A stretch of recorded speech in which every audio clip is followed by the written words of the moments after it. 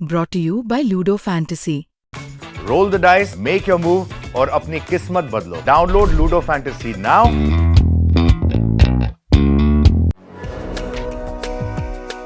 बिहार विधानसभा चुनाव को लेकर सभी पार्टियां तैयारी कर रही। एक और एनडीए की अगर बात करें तो प्रधानमंत्री मोदी खुद 24 तारीख को बिहार आने वाले हैं। मल्लिकार्जुन खड़गे भी बिहार में हैं।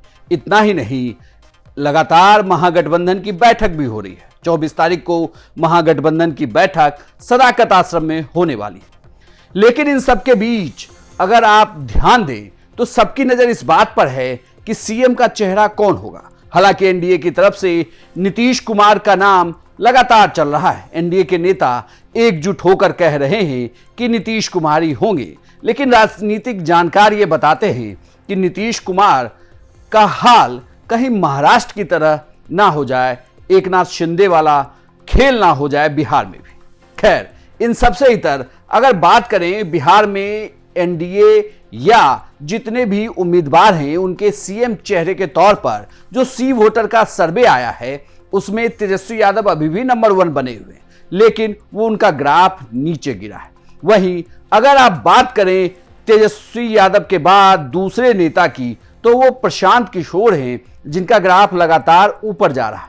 नीतीश कुमार नंबर 3 पर हैं, सम्राट चौधरी नंबर 4 पर और चिराग पासवान नंबर 5 पर है। लेकिन इन सबके बीच जब हमने सी वोटर के फाउंडर यशवंत देशमुख से यह जानने की कोशिश की कि बिहार में अगर आज विधानसभा चुनाव होते हैं तो इनके नतीजे क्या होंगे और जो ये सीएम फेस की रेस जो चल रही है इसमें किस पर सबसे ज्यादा जनता भरोसा दिखाएगी। देखिए, अगर अभी मतदान होता है तो मेरा अभी भी मानना यह है कि एनडीए का पड़ला भारी होगा।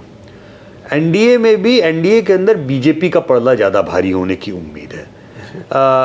एक विचित्र स्थिति कभी कभी मुझे आंकड़ों को देखते हुए लगती है, या जब मैं प्राइम मिनिस्टर मोदी के आंकड़ों को देखता हूँ उसको देख करके, या बाकी कि बीजेपी के अंदर कभी कभी मुझे लगता है कि बिहार में कॉन्फिडेंस की बड़ी कमी है। या तो वो नीतीश कुमार का जो गुडविल वाला हिस्सा है वो उसके साथ में छेड़खानी नहीं करना चाहते हैं और रिस्क वैसा नहीं लेना, रिस्क एवर्स पॉलिटिक्स जिसे कहते हैं वैसा वो करना चाहते हैं।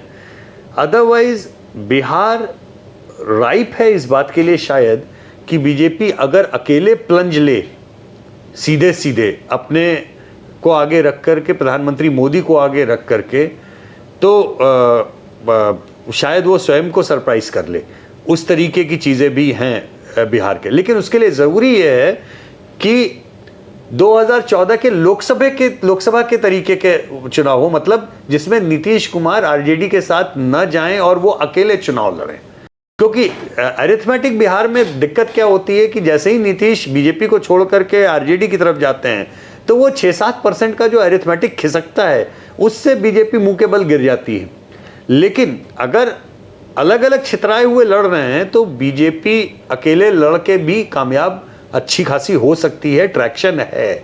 शायद चूंकि बीजेपी को उस अंक गणित का हमेशा खतरा रहता है, इसलिए वो किसी भी कीमत पे अब नीतीश को कैसे भी करके नाराज किए बगैर साथ में लेकर के उनको सामने रखकर दूल्हा उनकी बारात का नीतीश कुमार ही रहेंगे, इस बात को एंश्योर करते हुए ही वो चुनाव में जाएंगे। नाम 3 लोग के बढ़ते हुए दिखाई दे रहे हैं, उसमें पीके सबसे ज़्यादा बढ़ते हुए दिख रहे हैं, सम्राट चौधरी बढ़ते हुए दिख रहे हैं और चिराग पासवान बढ़ते हुए दिख रहे हैं। लेकिन ये उसी स्टैकिंग ऑर्डर में है।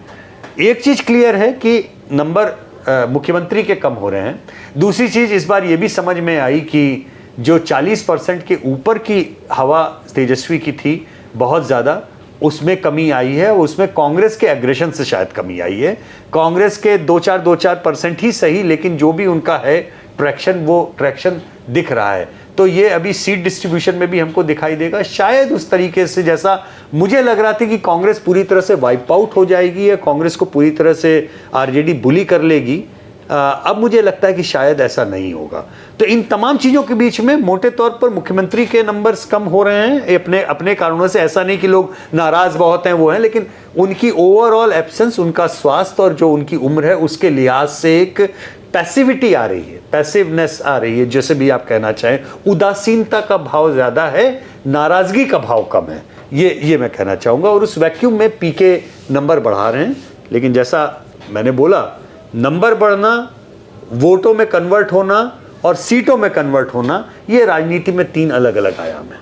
बिहार विधानसभा चुनाव में भले ही 6 महीने का वक्त हो, लेकिन इसे ऐसे देखिए कि ये उल्टी गिनती शुरू है। वरिष्ठ पत्रकार सतीश के सिंह से भी हमने जानने की कोशिश की, अगर बिहार में आज अभी विधानसभा चुनाव होते हैं तो उनके नतीजे क्या होंगे। अगर व्यक्ति के रूप में है तो तेजस्वी का पलड़ा भारी, और अगर क्या कहते हैं, गठबंधन की ताकत के रूप में है, गुलदस्ता के रूप में है, तो एकदम बराबरी का खेल है। कोई अभी ये नहीं कह सकता कि कौन आ गया, कौन से मूव चले जाते हैं, क्या उसका आगे वाली घटनाएं होती हैं, जो कहते हैं ना सीरीज ऑफ इवेंट्स से क्या क्या होता है, इस पर निर्भर करेगा। ऐसा नहीं है कि कोई एक तरफा किसी की हवा है, ऐसा कुछ नहीं है। ये बहुत ज्यादा स्ट्रैटेजी का खेल होगा।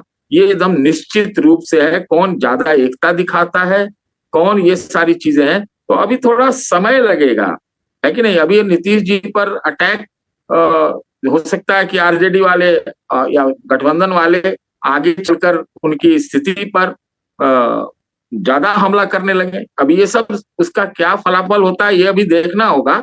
लेकिन ये मोटा मोटी अगर हम एक बात जरूर कहेंगे कि मैं अभी कोई विनर नहीं दे सकता। पीके की का क्या भूमिका होगा, क्या पीके जो है प्रशांत किशोर इस बार के चिराग पासवान साबित होंगे और किसके लिए साबित होंगे, ये भी महत्वपूर्ण ज्यादा है। चाहे वो सी वोटर के फाउंडर हो या सतीश के सिंह हो, ये तो बात सब कह रहे हैं कि फिलहाल एनडीए का पलड़ा भारी है। लेकिन तेजस्वी यादव और महागठबंधन जिस तरीके से अब एकजुट होकर मीटिंग कर रहा है, बातें हो रही हैं, तो उससे भी ये माना जाए कि आने वाले दिनों में चुनाव में चुनौती तो जरूर मिलेगी। और प्रशांत किशोर की जिस तरीके से सीएम चेहरे के तौर पर उनका कद बड़ा होता जा रहा है, उससे मानिए कि अभी बहुत कुछ बिहार विधानसभा चुनाव में होना बाकी। आपकी इस खबर पर क्या राय है, हमें कमेंट बॉक्स में लिखकर जरूर बताएं। और बिहार की तमाम खबरों के लिए देखते रहिए सिर्फ बिहार तक।